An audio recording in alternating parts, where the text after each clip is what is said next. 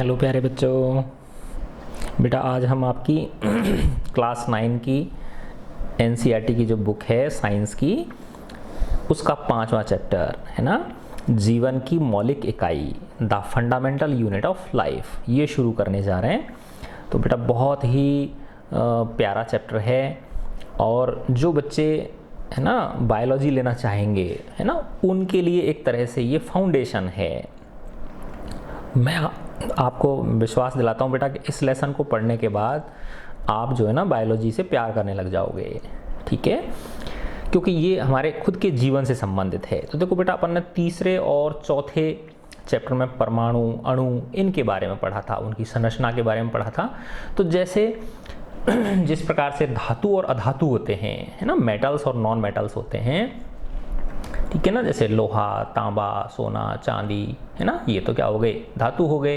अधातु में गैसेस होती हैं, ऑक्सीजन, हाइड्रोजन, ठीक है ना, और कुछ उपधातुएं होती हैं, बीज के से गुण होते हैं जिनमें, ठीक है ना। तो इनकी जो मूल चीज है, यानी वो किससे बनते हैं, वो परमाणु से बनते हैं, एटम से बनते हैं, है ना। तो उसकी मूल इकाई क्या होती है उनकी, धातु अधातु की जो प्रकृति के अंदर पदार्थ पाए जाते हैं परमाणु होते हैं। वैसे ही है ना जो जीव हैं, है ना, जीव, सजीव जिनको बोलते हैं, है ना। अब वो जो सजीव है, लिविंग थिंग्स, उन सजीवों के अंदर दो चीज आती हैं, एक प्लांट्स आते हैं और एक एनिमल्स आते हैं। आपने छोटी क्लासेस में पढ़ा होगा कि प्लांट्स जो होते हैं, पौधे जो होते हैं, वो भी सजीव होते हैं।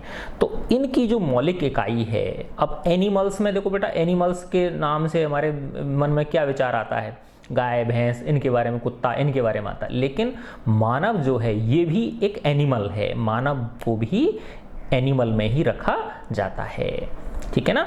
तो जीव है ना, जीव का मतलब क्या हुआ, प्लांट्स एंड एनिमल्स। इनकी जो मूल इकाई है, जैसे धातु अधातु की मूल इकाई क्या थी, परमाणु थे, एटम्स थे, है ना। हालांकि वो अलग है कि उनके अंदर जो है ना वो जिस प्रकार से उनके अंदर क्या होते हैं, प्रोटॉन्स, न्यूट्रॉन्स, इलेक्ट्रॉन्स होते हैं। तो वैसे ही जो ये जीव हैं, सजीव हैं, प्लांट्स, एनिमल्स हैं, इनकी मूल इकाई जो होती है उसको क्या बोलते हैं, हम कोशिका बोलते हैं। कोशिका, सेल, CELL, सेल, है ना। तो जिस प्रकार से परमाणु के अंदर अपरमाणु कण होते हैं, वैसे ही जो सजीवों की जो मूल इकाई है ना, जिसको कोशिका बोलते हैं, उसके अंदर भी कोशिकांग होते हैं। कोशिका अंग, कोशिका प्लस अंग बराबर कोशिकांग हो गया, है ना, जिनको हम सेल ऑर्गेनेल्स बोलते हैं, है ना। अब देखो मैं बेटा इस बारी जो है ना, ये हिंदी की बुक है आपकी, है ना, इसमें बहुत सारे जो टर्म्स हैं, पद हैं, है ना, जो शब्द दे रखे हैं, वो ऐसे हैं कि जिनका इंग्लिश मीनिंग आपको समझना बहुत ज़रूरी है। तो मैं साथ के साथ आपको ये भी बताता जाऊंगा, है ना, क्योंकि टीचर्स जो है वो आपको उन्हीं शब्दों को प्रयोग करेंगे, है ना, और आपको खुद को अच्छा लगेगा उनको यूज करके, है ना, क्योंकि ये हिंदी के कुछ शब्द आपको बड़े अटपटे लगेंगे, ठीक है ना। तो हम वापस इसी चीज़ पे आते हैं कि जिस तरह से धातु अधातु जो होते हैं, जो पदार्थ होता है, जो सबस्टेंस होता है, उसकी मूल इकाई क्या होती है, परमाणु होती है। वैसे ही जो लिविंग थिंग्स हैं, जीवन जो है ना, लाइफ जो है ना, सजीव जो है, इनकी मूल इकाई क्या होती है, कोशिका होती है, सेल होती है ना। अब ये सेल हो गई, है ना, इस सेल के आकार के बारे में पढ़ेंगे। पहले तो ये पढ़ेंगे कि ये सेल आखिर होती क्या है, कैसी होती है, दिखने में कैसी होती है ना। तो यहाँ पे सूक्ष्मदर्शी का प्रयोग किया गया है, माइक्रोस्कोप जिसको बोलते हैं हम, है ना। फिर उसके अंदर देखेंगे कि भाई उसकी बनावट क्या होती है, बाहर से कैसी दिखती है वो, ठीक है ना। और जिस तरह से बेटा जैसे हमारा मकान होता है, तो मकान की क्या होती है, एक बाउंड्री होती है, तो वैसे ही कोशिका की भी क्या होती है, एक बाउंड्री होती है, ठीक है ना, जिसको कोशिका झिल्ली बोलते हैं। बहुत इंटरेस्टिंग है ये, है ना, आप इसको मज़े मज़े से पढ़ोगे, है ना। जैसे हमारे घर के अंदर बहुत सारी चीज़ें होती हैं, वैसे ही कोशिका के अंदर काम करने के लिए कुछ कोशिकाओं के अंग होते हैं, जो अलग अलग फंक्शन होते हैं, उनके अलग अलग कार्य होते हैं। तो इनके बारे में भी हम पढ़ेंगे, ठीक है। अब मैं शुरू करता हूँ। कॉर्क की पतली काट, अब देखो ये कैसा शब्द है, पतली काट, है ना। पतली काट का मतलब होता है स्लाइस, SLIC, स्लाइस से समझ में आ जाएगा आपके, फट से आ जाएगा आपको। जैसे खीरा होता है ना, खीरा काटते हो आप तो छोटे छोटे छोटे छोटे गोल गोल वो बन जाते हैं ना। जैसे प्याज काटते हो टमाटर सलाद के लिए, तो वो बहुत अगर पतली, एक बहुत ही बारीक हम उसमें से एक वो निकाल दें, उसकी पीस निकाल दें, तो वो क्या हो जाएगा, पतली काट हो जाएगी, स्लाइस। कॉर्क की एक स्लाइस के अवलोकन करने पर, अवलोकन आपको पता है ये देखने पर, रॉबर्ट हुक एक साइंटिस्ट थे बेटा, ये इन्होंने पाया कि इनमें अनेक छोटे छोटे प्रकोष्ठ होते हैं। प्रकोष्ठ, अब देखो ये भी ऐसे बिल्कुल शुद्ध हिंदी लिखी हुई है। प्रकोष्ठ को कंपार्टमेंट बोलते हैं, प्रकोष्ठ को कंपार्टमेंट बोलते हैं, ठीक है ना। जैसे रेलगाड़ी का डिब्बा होता है ना, उसको कंपार्टमेंट बोलते हैं, वैसे तो छोटे छोटे प्रकोष्ठ होते हैं जिसकी संरचना मधुमक्खी के छत्ते जैसी प्रतीत होती है ना। एक साइंटिस्ट थे रॉबर्ट हुक, उन्होंने कॉर्क, अभी देखो ये कॉर्क क्या होता है बेटा, कॉर्क जो है ना, जैसे पौधा होता है ना, तो पौधे की जो छाल होती है ना, जैसे तना होता है, तने के ऊपर छाल होती है ना, ऊपर की जो लेयर होती है, बार्क जिसको बोलते हैं इंग्लिश में, BARK, बार्क, है ना, तो उसको कॉर्क बोलते हैं। जैसे इसमें दिखा रखा है ये आगे, कॉर्क एक पदार्थ है जो वृक्ष की छाल से प्राप्त होता है, बार्क से प्राप्त होता है। छाल को इंग्लिश में क्या बोलते हैं, बार्क। तो ये जो रॉबर्ट हुक थे, इन्होंने क्या किया बेटा कि एक जो वृक्ष होता है, पौधा जो होता है ना, वृक्ष की छाल से क्या ले लिया उन्होंने, एक बहुत पतली स्लाइस ले ली। वृक्ष की छाल की क्या ले ली उन्होंने, एक पतली स्लाइस ले ली उन्होंने, और फिर उसको क्या किया उन्होंने, अवलोकन किया। तो उनको क्या पाया कि इसकी जो संरचना है, छोटे छोटे प्रकोष्ठ होते हैं, छोटे छोटे कंपार्टमेंट होते हैं, जो कैसे दिखते हैं हमको, मधुमक्खी के छत्ते जैसे, है ना। वो हमें मधुमक्खी के छत्ते, हनी कॉम्ब, इंग्लिश में मधुमक्खी के छत्ते को क्या बोलते हैं, हनी कॉम्ब बोलते हैं, है ना, से जैसे प्रतीत होते हैं। सन 1665 में हुक ने इसे स्वनिर्मित सूक्ष्मदर्शी, है ना, सेल्फ मेड माइक्रोस्कोप से उसने देखा, है ना। रॉबर्ट हुक ने इन प्रकोष्ठों को कोशिका कहा। यस, देखो सबसे पहले रॉबर्ट हुक ने क्या नाम दे दिया उनको, उन प्रकोष्ठों को, छोटे छोटे जो कंपार्टमेंट दिखे उसको, है ना। वैसे सादा आंखों से हम देखेंगे तो वो कुछ नहीं दिखेगा, भूरा भूरा सा ऐसा दिखेगा हमको, लेकिन जब उसने उसी चीज को सूक्ष्मदर्शी के माध्यम से देखा तो उसे कैसे दिखे वो, जैसे मधुमक्खी के छत्ते की संरचना होती है ना, इस तरह से देखा होगा आपने, ऐसे फिर ऐसे फिर ऐसे फिर ऐसे ऐसे ऐसे कंपार्टमेंट से होते हैं ना, उसमें ऐसे कुछ इस तरह की चीजें होती हैं, ठीक है ना। तो ऐसी संरचना दिखी उसे, ठीक है ना। तो वो उनको क्या नाम दिया उसने, प्रकोष्ठों को कोशिका कह दिया उसने। सेल लैटिन शब्द है, लैटिन है ना, रोम होता है ना बेटा, जो इटली के अंदर है ना, रोम है ना, वहाँ एक रोमन साम्राज्य हुआ करता था, तो वहाँ जो भाषा प्रयोग होती थी उसको लैटिन भाषा बोलते हैं, है ना। तो एक लैटिन शब्द है जिसका अर्थ है छोटा कमरा, स्मॉल रूम।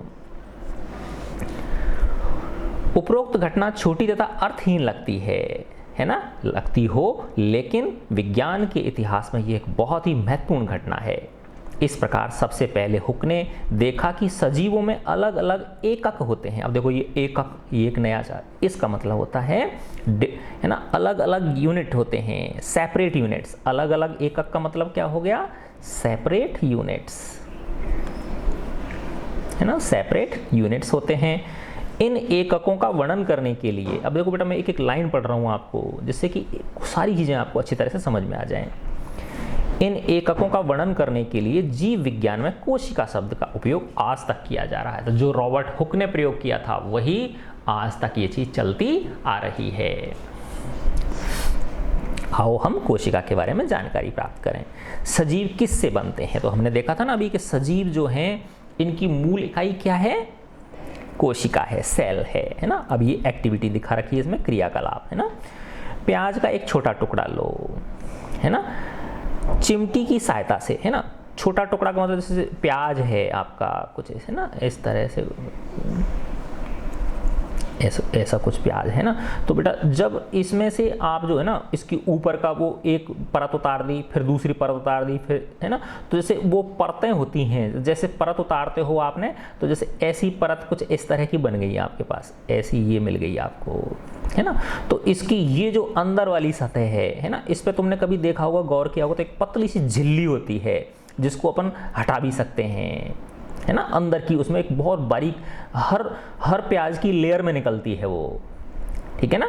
तो उस झिल्ली को इन्होंने क्या किया था साइंटिस्ट ने बेटा, कि एक प्याज लिया, उसका छिलका उतार के फिर ये ऐसे उतारते चले गए, तो उसकी जो लेयर्स निकलती हैं उन लेयर्स में से किसी एक में से किसको, उस जो पतली बारीक वाली झिल्ली थी उसको अलग कर लिया, है ना। और उस झिल्ली को फिर उन्होंने माइक्रोस्कोप से देखा, है ना, तब जाके पता चला अरे वाह, इसके अंदर छोटे छोटे एक जैसी संरचनाएं दिखी, है ना, अलग अलग कंपार्टमेंट्स दिखे, ऐसे ये जो चित्र दिखा रखा है ना ये वाला, है ना, इस तरह के दिखे उनको, है ना।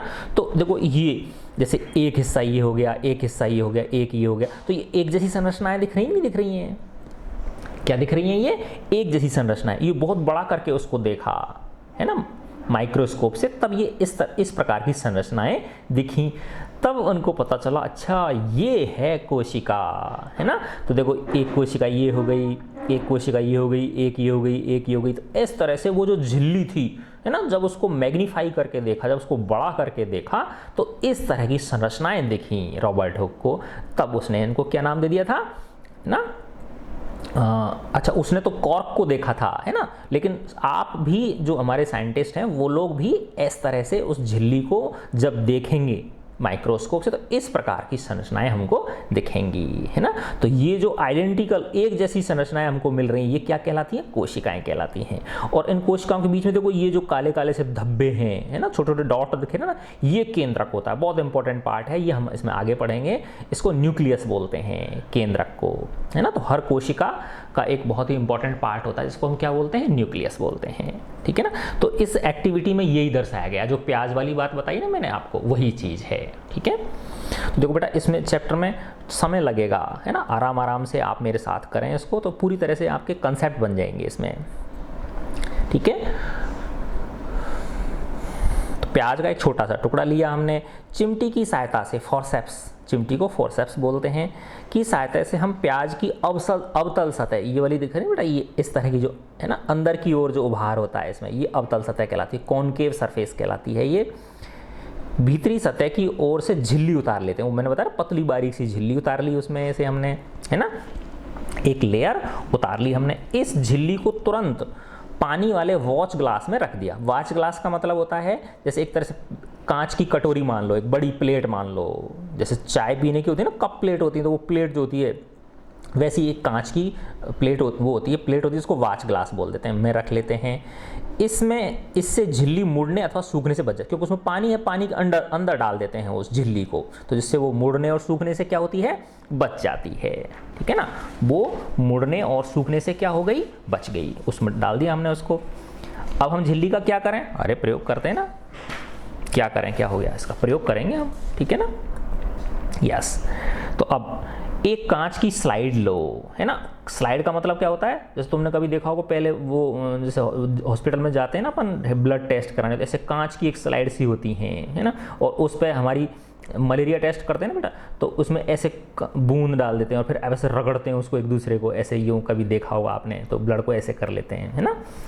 तो वो स्लाइड हो गई। स्लाइड का मतलब एक आयत के आकार का कांच का एक पतली सी बारीक वो एक स्लाइड हो गई है। इस पर पानी की एक बूंद डाल ली हमने। अब वॉच ग्लास में रखी झिल्ली के एक छोटे, अब वो जो झिल्ली रखी थी हमने वॉच ग्लास के अंदर प्याज की, है ना, उसमें से एक छोटा सा हिस्सा लिया हमने, है ना। वॉच ग्लास में रखी झिल्ली के इस छोटे से टुकड़े को इस स्लाइड पर रखा, इस कांच की स्लाइड पर। यह ध्यान रखें कि झिल्ली बिल्कुल सीधी हो, है ना। एक पतला पेंट ब्रश, है ना, पतला पेंट ब्रश लिया हमने, इस झिल्ली को स्लाइड पर रखने में आपकी सहायता कर सकता है, तो उससे पकड़ के उस पर रख सकते हैं हम आसानी से। अब इस पर एक बूंद सैफ्रामाइन, अब देखो यहाँ गलत है बेटा, ये आपकी बुक में ये सैफ्रेनिन है।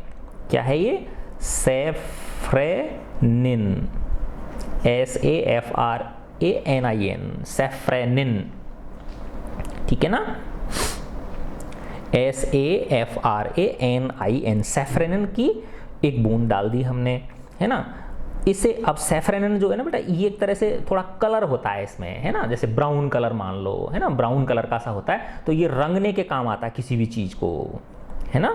किसके काम आता है बेटा, ये रंगने के काम आता है ना, कलर देने के काम आता है। तो उस वाच ग्लास में से हमने एक छोटा सा पीस लिया था उस झिल्ली का, उसको कांच की स्लाइड पे रख दिया, और स्लाइड पर क्या रख दी थी हमने, बूंद डाल दी थी पानी की, है ना। और इसके लिए हमने पतले पेंट ब्रश का मतलब उसको पकड़ ऐसे उसमें चिपक जाएगी वो पेंट ब्रश में, वो है ना, थोड़ी सी टुकड़ा है ना उसका, वो चिपक के इस पर रख दिया। अब इस पर एक बूंद सेफ्रमाइन की डाल दी हमने और इसे कवर स्लिप से ढक दिया। कवर स्लिप का मतलब होता है जैसे कोई एक, या तो कांच की हो सकती है कवर स्लिप, या प्लास्टिक की कोई कवर स्लिप हो सकती है, जिससे कि बिल्कुल फ्लैट हो जाएगी वो, है ना। तो देखो वो ऐसे यहाँ पे ये दिखा रखा ना, इस ये सूक्ष्मदर्शी है, संयुक्त सूक्ष्मदर्शी कंपाउंड माइक्रोस्कोप है ये, है ना। तो इसमें देखो बेटा ये दिखा रखी है, नीचे दिखा रखी है ना, कांच की स्लाइड है ये, है ना। तो पहले नीचे कांच की स्लाइड हो गई, फिर उस पर वो झिल्ली हो गई, है ना, और फिर झिल्ली के ऊपर वापस से किसको ढक दिया, कवर प्लेट से ढक दिया उसको, है ना। कवर प्लेट से क्यों ढका बेटा, क्योंकि वो जो झिल्ली है वो बिल्कुल कैसी रहेगी, फिर सीधी सीधी रहेगी, वो इधर उधर मुड़ेगी तुड़ेगी नहीं वो, है ना, जिससे कि माइक्रोस्कोप से देखने में क्या रहेगी, आसानी रहेगी, हिलेगी डुलेगी नहीं कहीं भी इधर उधर वो। तो उसे कवर स्लिप से क्या कर दिया हमने, ढक दिया, ठीक है ना, कवर स्लिप से ढक दिया। कवर स्लिप को सुई की सहायता से इस प्रकार रखें जिससे कि इसमें वायु के बुलबुले ना रह पाएँ, है ना। कि अब वो जो कवर स्लिप से ढक रहे हैं हम उसको, झिल्ली को, है ना, तो ये ध्यान रहना चाहिए कि वो हवा नहीं रहनी चाहिए उसके अंदर, एयर नहीं रहनी चाहिए, एयर का बबल। जैसे तुमने देखा होगा ना बेटा, जो मोबाइल होता है तो इस पर जो टेम्पर लगवाते हैं अपन, टेम्पर ग्लास, तो कभी नोट किया आपने वो, है ना, कि उसके बीच में टेम्पर ग्लास और जो मोबाइल की जो स्क्रीन होती है उसके बीच में एयर नहीं रहनी चाहिए, है ना। और एयर रह जाती है ना कई बार बाय द वे, तो बेटा वो खराब हो जाता है और बहुत गंदी, देखने में बहुत बुरी लगती है फिर वो, ठीक है ना। तो कवर स्लिप को सुई की सहायता से इस प्रकार रखें जिससे कि इसमें वायु के बुलबुले ना आने पाए, यानी एयर नहीं रहनी चाहिए, एयर बबल्स उसमें नहीं रहने चाहिए। अपने अध्यापक की सहायता ले सकते हैं आप इसमें। हमने प्याज की झिल्ली की अस्थायी स्लाइड, एक टेम्परेरी, अब देखो इसमें अस्थायी टेम्परेरी होता है, स्लाइड के लिए आपकी जो है ना, स्लाइड समझ गए ना आप, एक तरह से एक देखने के लिए, है ना, इसको ऑब्जर्व करने के लिए हमने ये जो व्यवस्था बनाई है ना, एक कांच की क्या ली थी हमने, एक स्लाइड ली थी, फिर उसके ऊपर वो झिल्ली रखी, फिर उसको कवर प्लेट से ढक दिया। तो ये जो एक व्यवस्था बनाई हमने, ये अस्थायी स्लाइड कहलाती है ये, है ना। क्योंकि इसको दूसरी अस्थायी क्यों है, इसको हटाओ, वापस से फिर दूसरा टुकड़ा ले लो, है ना। अभी प्याज की झिल्ली लिए, फिर किसी दूसरी चीज़ की झिल्ली ले लो आप, पत्ती रख दो उसमें बीच में, पत्ती की कोशिकाएं ऑब्जर्व कर सकते हो आप, है ना। तो एक टेम्परेरी हमने क्या बना दिया, माउंट बना दिया, है ना। अस्थायी स्लाइड को इंग्लिश में क्या बोलते हैं, टेम्परेरी माउंट, है ना। तो माउंट ध्यान रखना ये, है ना, MOUNT, ये बना दी हमने। अब हम इसे पहले कम शक्ति वाले, पहले तो इसको लो पावर वाले, फिर उसके बाद हाई पावर वाले कंपाउंड माइक्रोस्कोप से देखते हैं, संयुक्त सूक्ष्मदर्शी से इसको हम देखते हैं, पहले लो पावर वाले से और फिर हाई, यानी इसी में व्यवस्था होती है। ये जो माइक्रोस्कोप होता है ना, इसी में दो तरह की, एक तो पहले कम उसकी पावर का होता है इसके अंदर, फिर उसकी सेटिंग को जब हाई पावर पर कर देते तो हमको वो दूसरी जो है ना बहुत बारीक चीज़ें भी उसमें दिखने लग जाती हैं, समझ गए ना बेटा। इस तरह से है। आपने क्या देखा हमने, इस तरह की चीज़ हमको दिखाई दी, है ना, जब माइक्रोस्कोप के द्वारा, यानी जब इस माइक्रोस्कोप में ये जो स्लाइड है, इस स्लाइड में क्या रखा हुआ है, एक झिल्ली का पीस रखा हुआ है, प्याज की झिल्ली का एक पीस रखा हुआ है, लेयर रखी हुई है, उसको जब हमने माइक्रोस्कोप से देखा तो हमको ऐसा दिखा, इस तरह की संरचना हमको दिखी, तब ये कन्फर्म हो गया कि अच्छा ये कोशिकाएं होती हैं, है ना बेटा। अब तुम कहोगे ये कोशिका होती कितनी बड़ी है ना। इसका जो आकार है वो ऐसे समझो, आपके 1 मीटर लिया आपने, कितना लिया बेटा, 1 मीटर लिया, इसके 1 लाख हिस्से कर दो आप, कितने हिस्से कर दो, 1 लाख हिस्से कर दो, है ना। तो बहुत छोटा आएगा नहीं आएगा, कितना छोटा आएगा सोचो, है ना। वो आकार जो, यानी 1 मीटर के 1 लाख टुकड़े कर दिए आपने, तो वो जो एक टुकड़ा होगा वो कोशिका के आकार को बताएगा। इतनी सी होती है कोशिका, बहुत छोटी होती है। तो क्या हम 1 मीटर के 1 लाख टुकड़े को हमारी आंखों से देख सकते हैं क्या, नहीं देख सकते। उसके लिए हमको किसकी जरूरत पड़ेगी, माइक्रोस्कोप की जरूरत पड़ेगी। आए ना बात समझ में, ठीक है ना। तो अब ये कह रहे हैं कि आप जो संरचना सूक्ष्मदर्शी के द्वारा देखते हो उसे कागज पर खींच सकते हो। यस, ये बना दी ना हमने कागज पे, ऐसे ही हम बना सकते हैं उसको। क्या यह चित्र 5.2 जैसी दिखाई देती है, यस, ये इस चित्र के जैसी ही दिखाई। तो प्याज की झिल्ली की कोशिकाएं, है ना। तो ये किसकी सेल्स हैं, जो प्याज था, है ना। तो अच्छा, ये जो कहा था ना इसने प्याज का एक छोटा सा टुकड़ा लो, तो छोटा सा टुकड़ा लेने का मतलब क्या है बेटा कि उसको ऐसे काटना नहीं है, ऐसे ऐसे बीचों बीच काट दिया प्याज को, है ना। यानी पहले ऊपर की लेयर उतारी, फिर दूसरी लेयर उतारी, फिर तीसरी लेयर उतारी, है ना। तो ऐसे ऐसे बना, तीसरी लेयर उतारी, तो बाद में तुमने देखा होगा वो जैसे वो टॉर्च का बल्ब होता है ना, कुछ ऐसी आकृति बन जाएगी ना उसकी, है ना। टॉर्च की जो बल्ब होता है हमारा, कुछ इस तरह की आकृति बची रह जाएगी, वो तो अनियन बल्ब बोलते हैं उसको, है ना। उसमें से फिर वो झिल्ली हमने निकाली है। ठीक है, यहां तक समझ में आ गया आपके।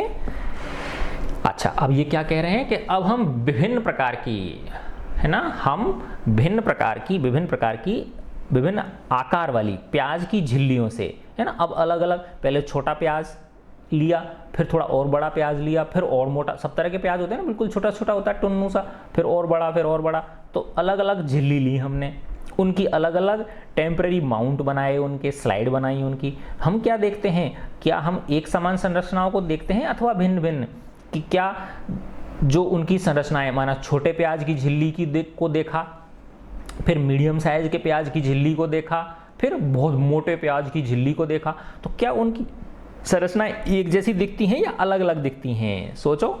यस, बिल्कुल सही, है ना, एक जैसी दिखती हैं, है ना।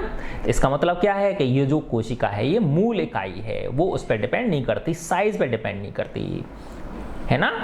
आई ना बात समझ में? यस। अब हम आगे बढ़ते हैं, ये संरचनाएं क्या हैं, ये स्ट्रक्चर्स जो हैं ये क्या हैं। ये जो स्ट्रक्चर दिख रही थी ना, ये वाली जो दिख रही थी हमको, इसकी कह रहे हैं कि ये स्ट्रक्चर्स जो हैं ये क्या है, यही तो कोशिकाएं हैं।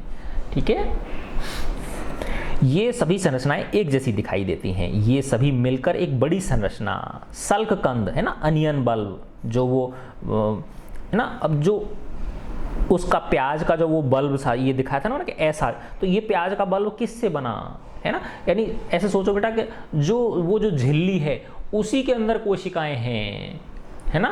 तो उसका जो लेयर है, पूरी लेयर जो है, जो पीस है उसका प्याज का, वो भी किसका है, कोशिकाओं का बना हुआ है।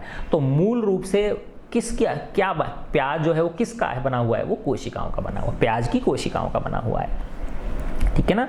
तो ये सभी मिलकर एक बड़ी संरचना, सल्ककंद, onion bulb, ONION, onion bulb, bulb जैसी चीज बनाता है ये। बल्ब का मतलब शेप उसकी बल्ब के जैसी है, जैसे कि प्याज। इस क्रियाकलाप से हमें पता चलता है, इस एक्टिविटी से हमको पता चलता है कि विभिन्न प्रकार के प्याज में सूक्ष्मदर्शी द्वारा देखने पर एक जैसी संरचनाएं दिखाई देती हैं। प्याज की झिल्ली की कोशिकाएं एक समान हैं, प्याज के आकार से इसका कोई संबंध नहीं है, ना। प्याज के आकार पर यह चीज डिपेंड नहीं करती है। मजा आ रहा ना, देख लो बेटा। हाँ, ठीक है ना। ये छोटी छोटी संरचनाएं जो हम देख रहे हैं, सल्ककंद प्याज यानी जो अनियन बल्ब है उसकी मूलभूत इकाई है ये। इन संरचनाओं को कोशिका कहते हैं, सेल बोलते हैं, CELL। न केवल प्याज बल्कि जितने भी जीव जंतु हम आसपास देखते हैं वे सभी कोशिकाओं से बनते हैं। यानी मानव, जैसे मैं तुमको पढ़ा रहा हूं तो मेरी हर चीज किससे बनी हुई है, कोशिकाओं से बनी हुई है ना। अब बेटा ये अलग बात है कि शरीर के अंदर अलग अलग अंग हैं, तो उन अंगों की कोशिकाएं अलग अलग प्रकार की हैं, है ना, लेकिन हैं कोशिकाएं, है ना। जैसे ऐसे समझो, हड्डी की कोशिका जो होगी वो अलग, थोड़ी सी उसकी शेप अलग होगी, समझ रहे हो आप बात, है ना। ऐसे ही जो मांसपेशी है उसकी कोशिका है वो थोड़ी सी अलग आकार की होगी, है ना। रक्त की जो कोशिका है वो अलग आकार की होगी, है ना। लेकिन उन कोशिकाओं में जो मूल अंग हैं, जैसे केंद्रक देखा था हमने, वो सब एक ही होंगे, वो सब सेम होंगे, है ना। वो सब में वही अंग पाए जो उसके अंदर के जो कोशिकांग हैं वो सब वही पाए जाएंगे। ठीक है। तो न केवल प्याज बल्कि जितने भी जीव जंतु हम अपने आसपास देखते हैं वे सभी कोशिकाओं से बनते हैं। यद्यपि कुछ जीव एक कोशिक भी होते हैं, यूनिसेल्यूलर।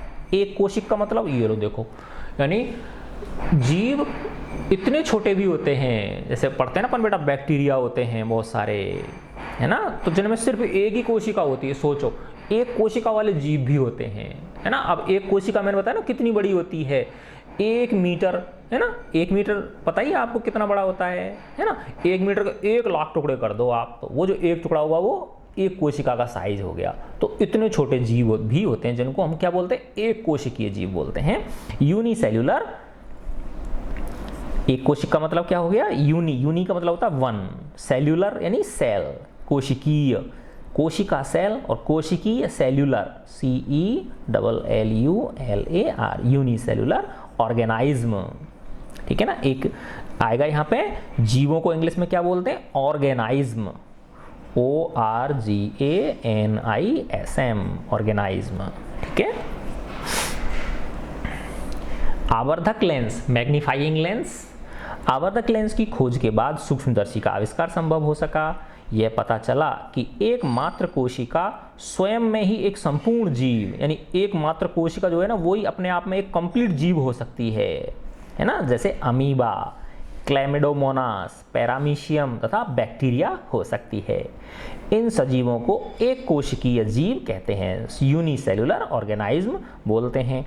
इसके अतिरिक्त बहुकोशिक जीवों में, जो मल्टीसेल्यूलर, एक कोशिक को यूनिसेल्यूलर और बहुकोशिक को मल्टीसेल्यूलर, तो जो मल्टीसेल्यूलर ऑर्गेनाइज्म होते हैं उनमें अनेक कोशिकाएं समाहित होकर मिलकर विभिन्न कार्यों को संपन्न करने हेतु विभिन्न अंगों का निर्माण करती हैं, है ना। जैसे मनुष्य के शरीर में फेफड़े हैं, तो फेफड़े के अंदर अलग प्रकार की जो है ना कोशिकाएं, वो इकट्ठी होकर फेफड़े का निर्माण कर लिया।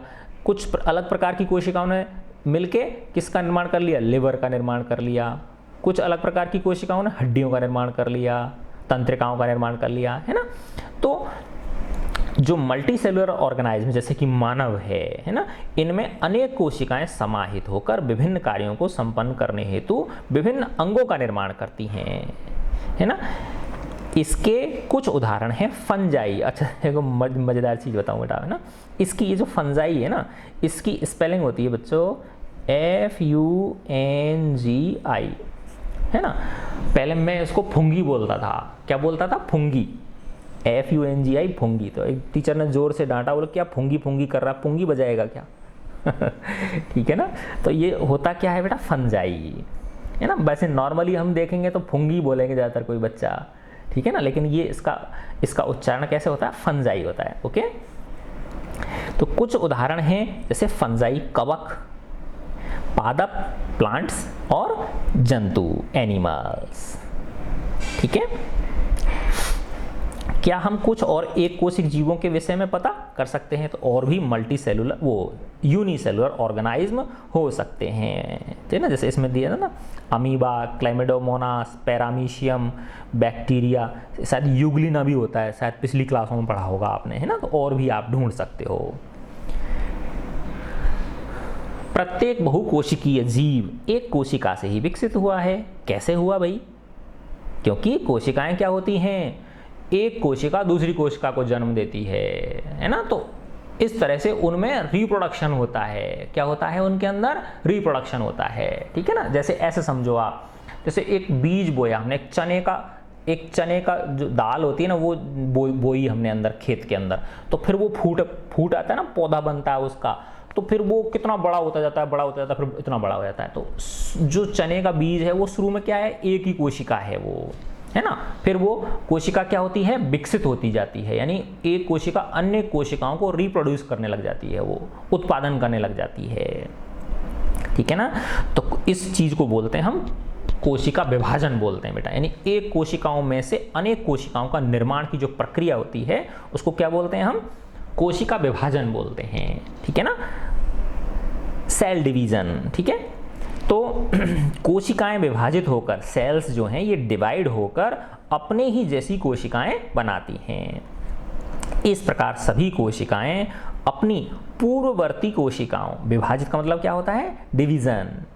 तो इस प्रकार सभी कोशिकाएं जो हैं ये अपनी पूर्ववर्ती कोशिका, अब देखो पूर्ववर्ती कोशिका को क्या मतलब है, pre existing cells, pre existing cells, है ना, प्री एग्जिस्टिंग सेल्स से उत्पन्न होती हैं। तो कोशिका कहाँ से बन रही है बताओ, जो ऑलरेडी कोशिकाएं हैं उन्हीं वही कोशिकाएं क्या होती हैं, डिवाइड होती जाती हैं, तो और अनेक कोशिकाओं का निर्माण होता है। जैसे छोटा बच्चा होता है बेटा, है ना, तो आप ये देखो बेटा, जब माँ गर्भ धारण होता है ना, तो सिर्फ एक कोशिका बनती है, क्या होती है, सिर्फ एक कोशिका, यानी आधी कोशिका मम्मी की तरफ से आती है ना, आधी कोशिका पापा की तरफ से आती है, तब जाके एक कोशिका बनती है, सिर्फ एक कोशिका, ठीक है ना। फिर उस कोशिका में क्या होता है ना, डिवाइड होती है वो, है ना, विभाजन होता है उस कोशिका का, तो फिर और कोशिकाएं बनती चली जाती हैं, भ्रूण बन जाता है फिर, है ना। फिर वो बच्चा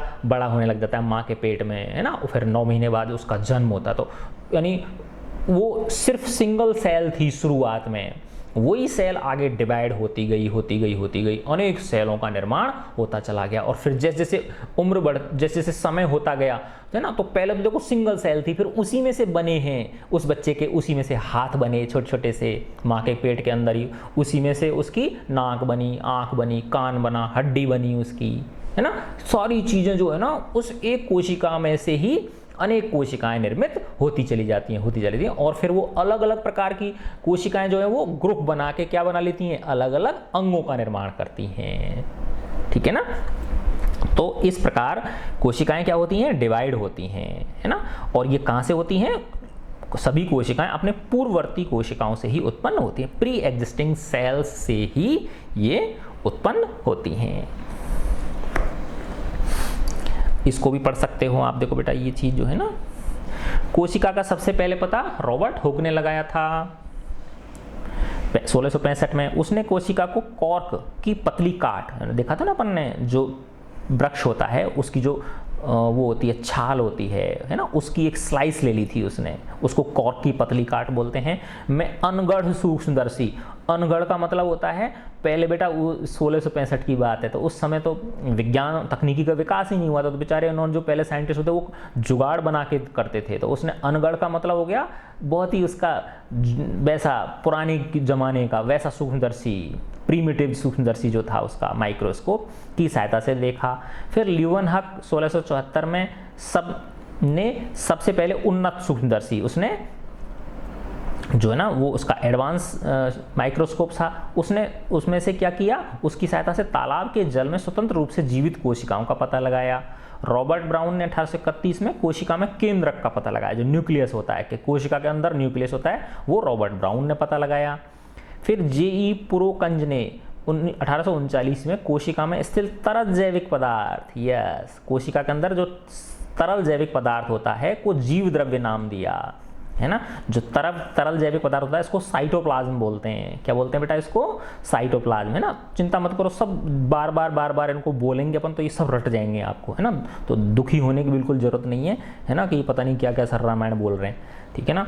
तो ये सब चीज़ आपको बेटा याद हो जाएंगी, बिल्कुल बस एंजॉय करते हुए पढ़ो आप इसको, आगे तक बढ़ते जाओ बस। उसको उसने क्या नाम दे दिया, जीव द्रव्य नाम दे दिया। तो जीव द्रव्य को प्रोटोप्लाज्म बोलते हैं, ठीक है ना।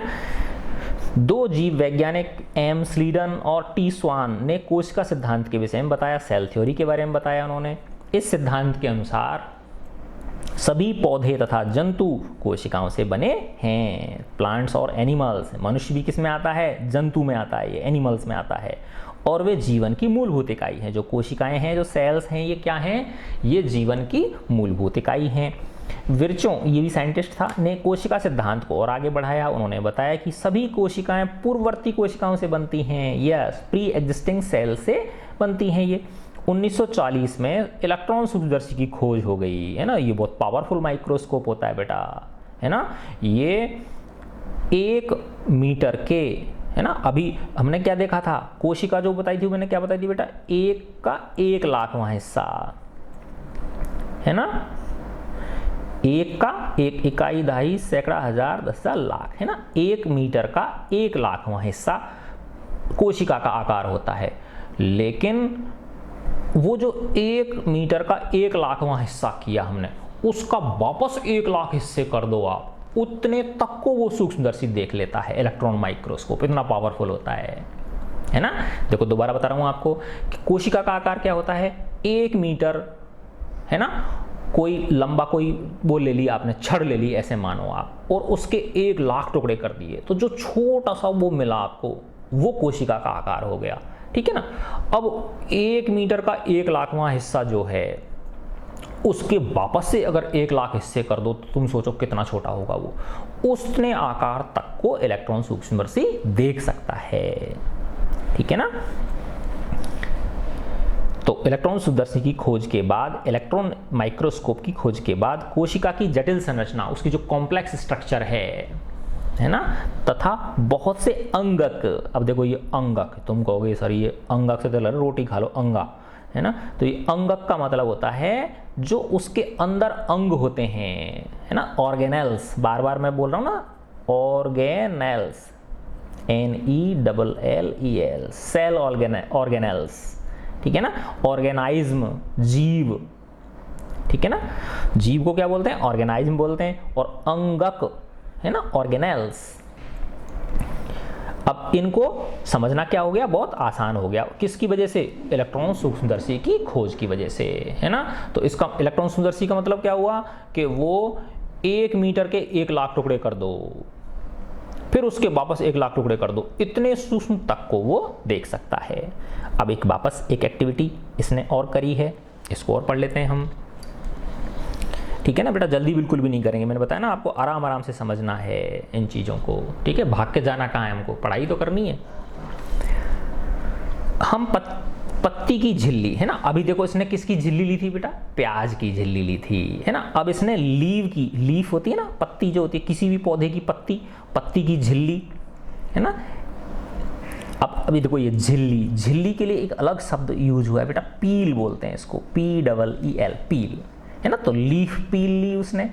प्याज की मूलाग्र, मूल अग्र, देखो कितने शानदार नाम है, कितने खतरनाक है ना, मूलाग्र, मूल क्या होता है बताओ, जड़ होता है, और अग्र का मतलब आगे का हिस्सा, तो जड़ का जो आगे का हिस्सा होता है, टिप ऑफ रूट, उसको मूलाग्र बोलते हैं, है ना। देखो हिंदी समझाने के लिए इंग्लिश बोलनी पड़ रही है, क्या जमाना आ गया है ना। तो प्याज की मूलाग्र अथवा विभिन्न प्रकार की, विभिन्न आकार के प्याज की झिल्ली की अस्थायी स्लाइड बनाई हमने। तो अलग अलग स्लाइड बना ली, जो पत्ती होती है ना, उसकी पील ले ली, लीफ की पील ले ली, पील का मतलब झिल्ली। प्याज की जो रूट की टिप होती है, प्याज की जो जड़ होती है, उस जड़ का आगे का हिस्सा, उसकी एक हमने क्या बना ली, एक स्लाइड उसकी बना ली, उसका छोटा सा हिस्सा ले लिया उसमें से, है ना। या अलग अलग प्रकार की प्याजों की झिल्ली ले ली हमने, है ना। तो इस तरह से खूब सारी हमने स्लाइड तैयार कर ली, और फिर इनको सबको किस में देखा, अलग अलग सबको रख के किस में देखा, सूक्ष्मदर्शी से देखा उनकी संरचना को।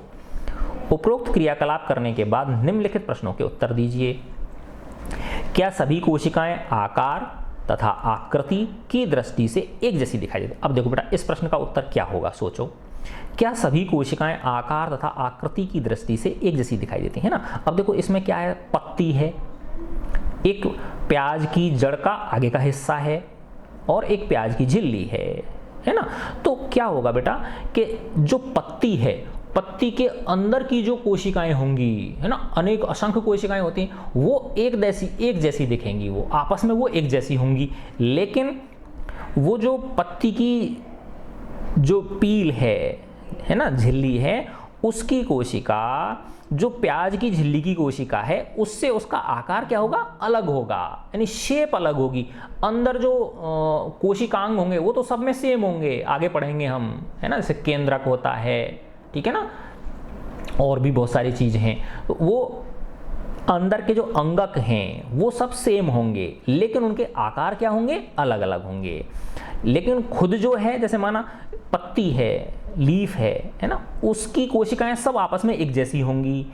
प्याज की जो मूल है, रूट की जो टिप है, उसकी सारी की सारी कोशिकाएं एक जैसी होंगी, है ना। लेकिन एक पत्ती की जो झिल्ली की कोशिका है, वो एक प्याज की जड़ के आगे की हिस्से की जो कोशिका है, उससे आकार में, आकृति में क्या होगी, भिन्न होगी। वो ये कहना चाह रहा है ये, ठीक है। क्या सभी कोशिकाओं की संरचना एक जैसी दिखाई देती है ना। अंदर की जो संरचना है वो एक जैसी होगी, है ना, लेकिन आकार क्या होगा उनका, अलग अलग होगा, ठीक है ना। क्या पादप के विभिन्न भागों में पाई जाने वाली कोशिकाओं में कोई अंतर होता है? यस, है ना, देखा ना बेटा कि पत्ती जो है उसकी कोशिका का आकार अलग होगा, है ना। देखो मैंने खुद का बताया था ना बेटा, मानव का, कि मानव के अंदर कितने सारे अंग हैं, है ना। जैसे जो ब्लड की सेल होती है उसका अलग आकार होता है, जो तंत्रिका की कोशिका होती है उसका अलग आकार होता है, हड्डी की कोशिका जो होती है उसका अलग आकार होता है समझे नहीं समझे बात? तो वैसे ही पौधे के अंदर जो विभिन्न भाग हैं, पौधे की पत्ती हो गई, जड़ हो गई, तना हो गया उसकी, है ना, उनकी कोशिकाओं का आकार जो होगा वो क्या होगा, अलग होगा। लेकिन एक जैसी, जैसे पत्ती पत्ती की कोशिकाओं को देखा आपने तो वो आपस में समान होंगी, जड़ जड़ की कोशिकाओं को देखा तो वो आपस में समान होंगी। ये है कहने का मतलब, ठीक है ना। तो क्या पादप के विभिन्न भागों में पाए जाने वाली कोशिकाओं में कोई अंतर होता है? यस, उनमें आपस में अंतर होता है। हमें कोशिकाओं में क्या समानता दिखाई देती है? क्या समानता दिखाई देती है बताओ? उन अंगों की, जो कोशिकाओं के अंदर जो अंगक हैं, सेल ऑर्गेनेल्स हैं, वो क्या होंगे, वो सेम होंगे। समझे ना बात बेटा? ठीक है, यानी जो मूलभूत अंग हैं उनके अंदर वो सब में सेम है, उनके आकार क्या होंगे, अलग अलग होंगे।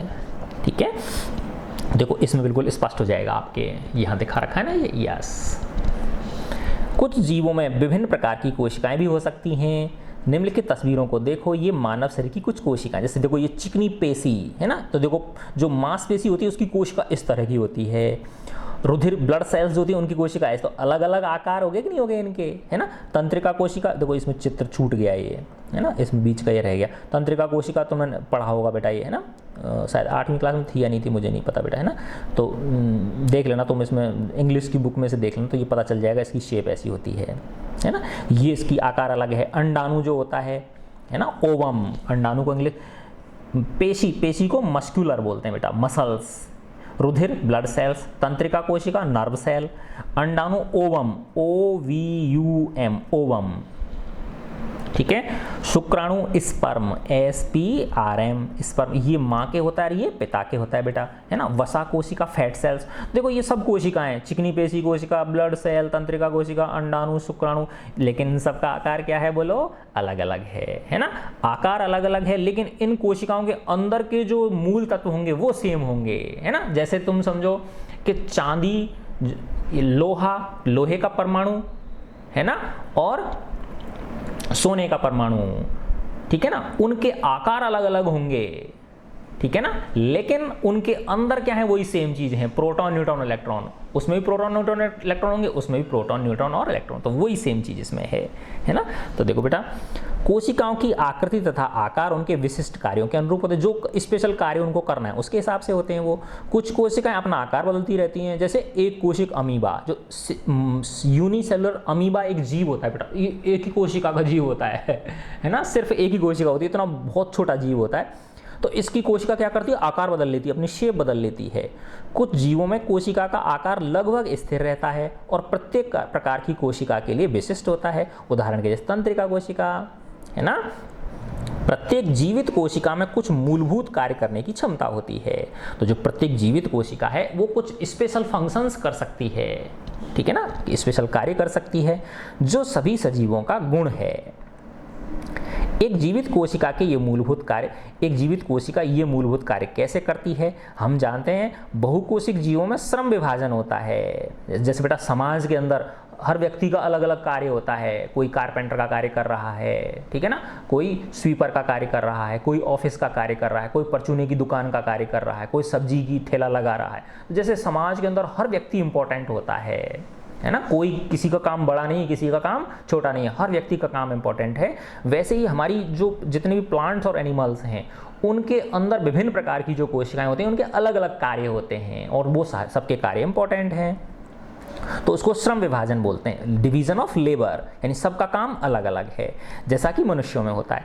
इसका अर्थ यह है कि शरीर के विभिन्न अंग विभिन्न कार्य करते हैं। जैसे मनुष्य के शरीर में जो हार्ट होता है वो ब्लड को पंप करता है, जो स्टोमक होता है हमारा आमाशय वो भोजन का पाचन डाइजेशन करता है। इसी प्रकार एक कोशिक जीवों में भी क्या होता है, श्रम का विभाजन होता है, लेबर का डिवीजन होता है।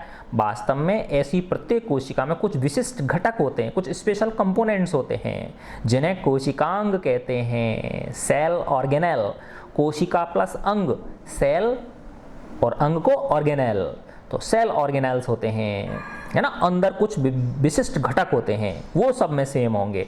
तो प्रत्येक कोशिकांग एक विशिष्ट कार्य करता है, जैसे कोशिका में नए पदार्थ का निर्माण, अपशिष्ट पदार्थों का निष्कासन, तो कोशिका के अंदर नया पदार्थ बनाना है, नए सब्सटेंस को मैन्युफैक्चर करना है, या जो वेस्ट हैं उनको एक्सक्रीट करना है, निष्कासन करना है, आदि आदि, ठीक है ना।